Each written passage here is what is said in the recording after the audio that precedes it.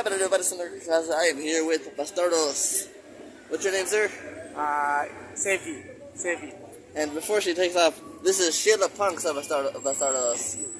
Just get her in there. So, can you tell me the story of Bastardos? It started with this person as well. So, He's hiding. Original bastard. maybe when The original bastard. we met You're so- roughly around 2000 or 96, right? No, In 96? high school, 97 in high school. So, but yeah, we met again roughly around 2002, 2003, where we noticed each other that, of course, we are in the punk scene, and we initiated a band because we are on the same music or punk. At that time, we our approach or our genre were more geared into street punk and anarcho punk style of genre. But the previous original members were not here anymore. It's only me and him. Oh, Sheila's not the original member? Yeah, she's one of the recent members. She's a fucking awesome vocalist, though. Yeah. The latest, one of the latest addition to our group, because we wanted to have at least one male and female vocals that. Well, I will say, she does a fantastic job on the vocals. Yeah, like, her screams are amazing. That Sheila is already old. She's one of the old crusties. Old crusties? Yeah, old crusties here in the Philippines. So yeah, so 2002, 2003, we started the band, and there are a lot of changes within the band members. Of course, the other pursued a different genre because since at that time we are at street punk, and Oi and Crusts are on the same scene.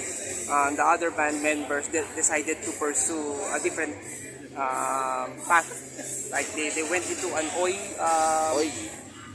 pathway, then us stayed on the street punk anarcho type of genre, as we, of course, we maintained the political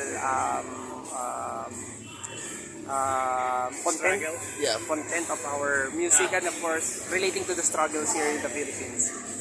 Yeah, like I said, the 25th was actually the first time I heard about your band at Fuck the Virus show. And, my God, when y'all went out there, you were just explosive. Do you have any albums out currently? No, unfortunately, we never had the chance to really put something together, a material. We're planning it for about, I think, 15 years. Can you repeat that? Can you say it a little louder? Sorry, So we're planning to have an album, I think, for about 15 years. Yeah, but initially we really had roughly around 2005, we had female vocalist at that time. That's why we also asked Sheila before, when we met her, to join our team or our band, because of course we wanted to bring back the initially designed. I really respect you guys for that too, because punk rock, especially in America, it's a total sausage fest, if you get what I mean. And females, I mean, they've got that scream to them, and she really adds that to the chemistry. True. I mean, like, And of course, since we are really deeply rooted into the anarcho-punk music as well, the street punk, like for example, the Vodkas, Contravene, Anti-Product, so those are mainly our influences. But the roots of our music really came from Resist, where of course it's politically charged. But of course, we wanted to have we wanted the women in the scene to have an avenue for them to speak up. I love that. And of course, share their story, or share their angst against the political situation, what is happening in the Philippines, what are the challenges socially, of course, rooted from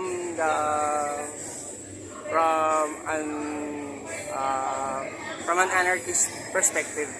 Hell yeah. I was gonna ask him, how old are you exactly?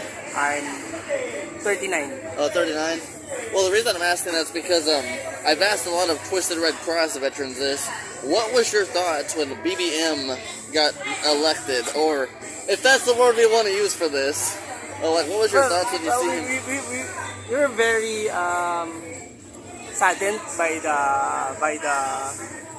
when BBM won, because of course, coming from the historically, Marcoses are the one who really made our Philippines economy die down. Because at that time, I think our economical situation were much maybe at par with the other ASEAN countries like Japan, Korea, and I think the currency as compared to USD or US dollar is 1:1. I personally know the history, but for those who don't know the history, like.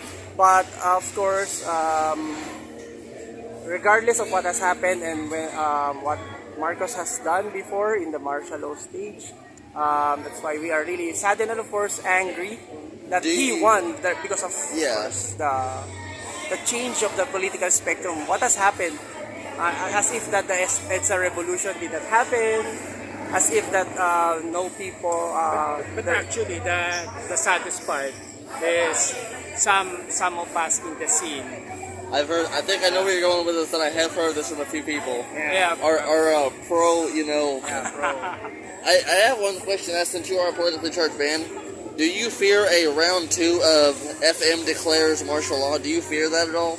Like, do you think it's gonna happen?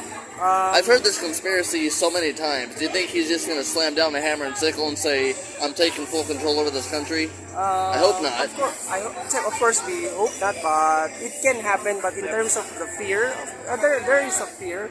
And has he alluded to it at all? Has he went on TV and has he made any comments about that? No, I don't think he had any mentions of it. Because of course, with the current situation, I don't think he has the courage to say that. Because, however, most of the machinery that we have right now is mostly. That's like the strategy will be different. Because what they're trying to do is to change what has happened before and try to make sure that, of course, the margins are good and all of those stuff. And with that in mind, I don't think he will deliver a martial law because, of course, I hope not. I swear to God. He will. Of course, he will. He's trying to rebuild their image. Therefore, he will not do that. And although, of course, there will always this this notion that it may happen because, of course, with what happened with, of course, their Marcoses, they delivered martial law. It can happen, but with the current maybe political The situation, martial will be on social media. Thank you so much for the interview.